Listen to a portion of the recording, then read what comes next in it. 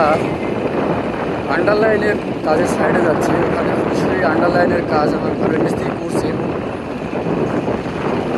আসলে ওখানে কাজ কিভাবে করা হয় আর কীভাবে ফিটিং করা হয় সেটা আপনাদের সরাসরি দেখাবো। অবশ্যই সাথে থাকবে।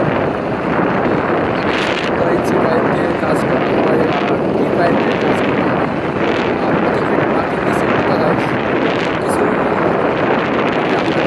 জানাবো। এটা মিস্ত্রিদের প্রশ্ন করবো সরাসরি।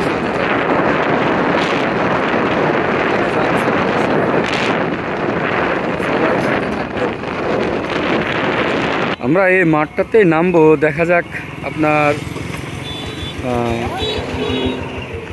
এই মাঠের ভিতরেই কাজ হচ্ছে। আমরা যাচ্ছি অবশ্যই ওখানেই, আপনারা সাথে থাকবেন। আপনারা এখানে যে বেডটা দেখতে পাচ্ছেন এটা আসলে আপনারা সবাই চিনেন। আপাতত আপনারা যারা সিগারেট বিড়ি খান, আসলে সিগারেট বিড়িটা কিসে হয় সেটা আপনাদের দেখাবো। আপনারা দেখতে পাচ্ছেন সেই তামাকের চারাটা আসলে এরকম বেড আকারে দেওয়া হয়। এটা যখন নাগানোর উপযুক্ত হবে তখন এখান থেকে উঠায় নিয়ে যায় আপনার জমিতে রোপণ করা হবে। এভাবেই আসলে তামাকের চারা দেওয়া হয়। আসলে তামাকের চারা একবারে বাচ্চা ছেলের মতো মানুষ করতে হয়। আর আসলে আমরা যে কাজের জন্য আসছি আমরা এর দিয়েই যাব। ওখানে আপনার আন্ডারলাইনের কাজ হচ্ছে, আপনারা অবশ্যই সাথে থাকবেন, সরাসরি দেখাবো। এখানে অবশ্যই ফিটিং শুরু হয়ে গেছে, মিস্ত্রিরা অলরেডি ফিটিং করা শুরু করছে।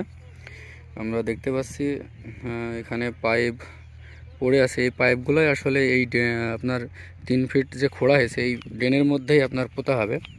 আর এই পাইপের দ্বারা দিয়ে আপনার মোটরের পানি ভুঁইয়ের সেচ কাজে ব্যবহৃত হবে। এখানে একটা হাউস উঠবে। আমরা দেখতে পাচ্ছি বিভিন্ন ফিটিংস পাইপ এখানেই আছে।